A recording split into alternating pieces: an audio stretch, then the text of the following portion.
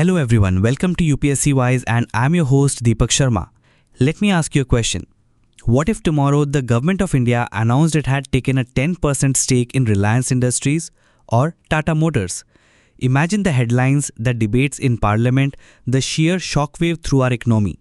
Sounds like fiction, right?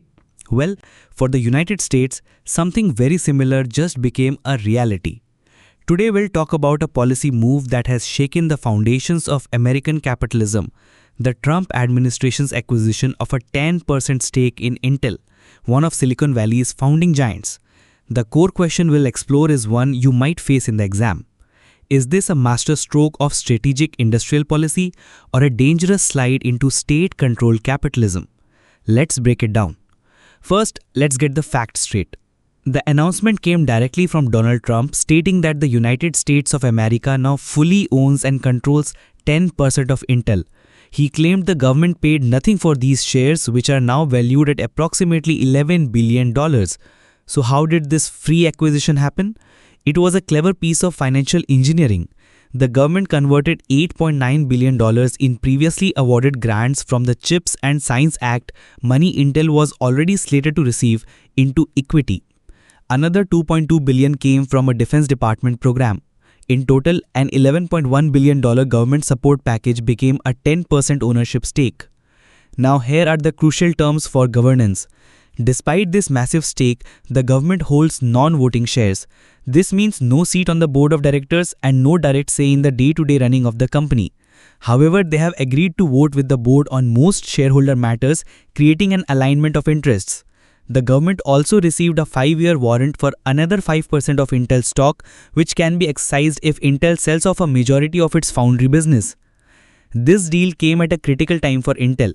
Once the undisputed king of semiconductors, the company has been struggling, losing its technological edge to rivals like Nvidia, AMD, and the Taiwanese giant TSMC. They have faced 6 straight quarters of net losses.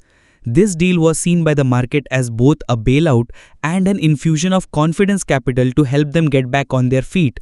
So we have a struggling national champion in a critical industry and a government stepping in not just with subsidies but by taking a direct ownership stake.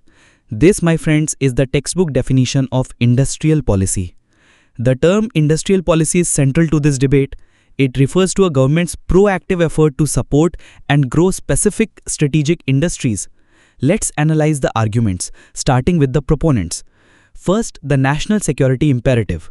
Proponents argue that semiconductors are the bedrock of the modern world. They power our defense systems, our aerospace industry, our AI ambitions. With over 90% of advanced chips manufactured in a geopolitically sensitive region like Taiwan, it creates a massive choke point. From this perspective, ensuring a domestic manufacturing champion like Intel survives isn't just economics, it's a matter of national sovereignty. Second, addressing market failures. The free market, proponents say, has failed.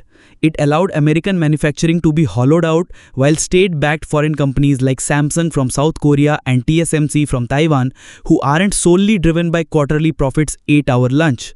Government intervention, they argue, is necessary to level the playing field and correct these failures. Third, a return on taxpayer investment. This is a powerful argument. Senator Bernie Sanders has been vocal on this, stating that if taxpayers are funding these corporations with generous grants, they deserve a share of the profits. Converting grants to equity does exactly that. It aligns the interest of the American people with the success of the company they are supporting. But as with any complex issue, there's an other side to the coin. The critics, mainly libertarians and traditional free market conservatives, are sounding the alarm. Their biggest fear is government overreach, calling this a step towards socialism. They argue the government's role is not to own the means of production, even partially. This blurs the line between the public and the private sector in a dangerous way. They also point to government inefficiency. The classic argument is that governments are terrible at picking winners and losers. This intervention, they claim, distorts the market and creates a moral hazard, where companies take irresponsible risks knowing the government might bail them out. Finally, there is the specter of cronyism. Critics feared that this is not about strategy, but about political influence. What's to stop a future administration from using its stake in Intel to punish political opponents or reward corporate allies? They see this as a slippery slope towards a Russia model of state control benefiting a few oligarchs, not a truly strategic industrial policy.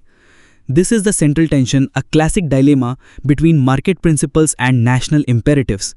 But to feel the weight of this decision, let's go beyond the theory. To understand why a nation built on free market capitalism would make such a move, you have to understand the story of the titan that stumbled. Imagine for a moment the battlefield of the 21st century. It's not fought with tanks and guns, but with silicon and light. The undisputed monarch of this realm was Intel. Its name was synonymous with power. Its factories were the fortresses of American technological supremacy. For decades, the rhythm of global progress beat to the sound of Intel inside. But the kingdom grew complacent. While Intel rested on its laurels, new challengers emerged from the shadows. From Taiwan, the disciplined and relentless TSMC. From its own backyard, the agile and innovative Nvidia and AMD. They didn't play by the old rules. They were faster, leaner, and in many cases powered by the quiet, steady hand of state-backed ambition. The battlefield shifted. The new frontier was artificial intelligence, and Intel's legions were caught off guard. Quarter after quarter, they lost ground. Their technological fortresses began to crumble. The titan was bleeding, hemorrhaging money and market share. The world watched, wondering if the king was about to be dethroned, leaving the American empire vulnerable, dependent on foreign powers for the very lifeblood of its technological existence. It was in this moment of crisis that an unlikely figure stepped onto the scene. Not a venture capitalist, not a rival CEO, but the President of the United States himself. The cavalry had arrived, but it wasn't a simple rescue, it was a gamble. We will save you, the government declared, but we are not just giving you a handout. We are buying a piece of the kingdom. And that in a nutshell is the drama.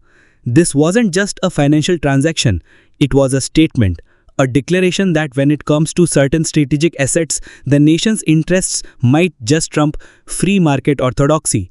This brings us to another critical concept you must be familiar with: state capitalism. When you hear critics call this socialism, they are often reaching for a familiar word. A more accurate term, and one you should use, is state capitalism. What is it? Simply put, it's an economic system where the state plays a directive role in the market, often by owning stakes in companies to achieve national goals. It's not full-blown socialism, because private enterprise still exists, but it's not laissez-faire capitalism either. China is the primary example. The Chinese government uses state-owned enterprises and directs private firms to achieve its political and strategic objectives. Singapore and Norway also have systems where the state holds significant ownership in major companies.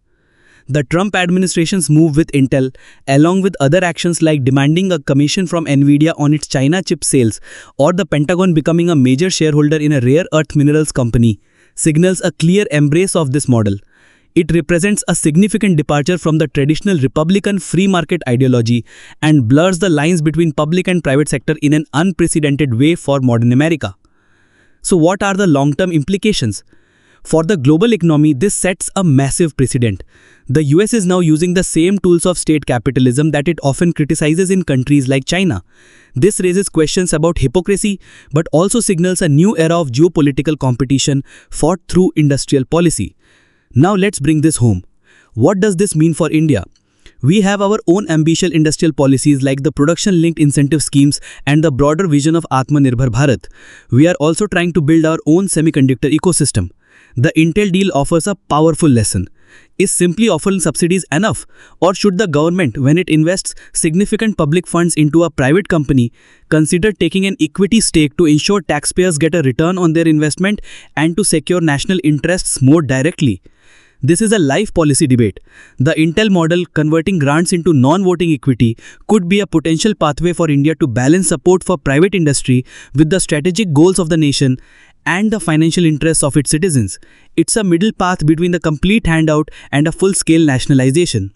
So we return to our central question: is the US government's stake in Intel a prudent strategic move or a dangerous overreach? As you can see, there is no easy answer. It's a clash of ideologies.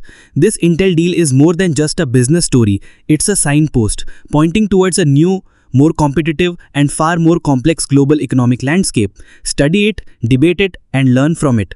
That's all for today's video. If you found this video useful for your preparation, then share your thoughts in the comments. Remember, the PDF notes for this video are on my Telegram channel. Link is in the description. Thank you.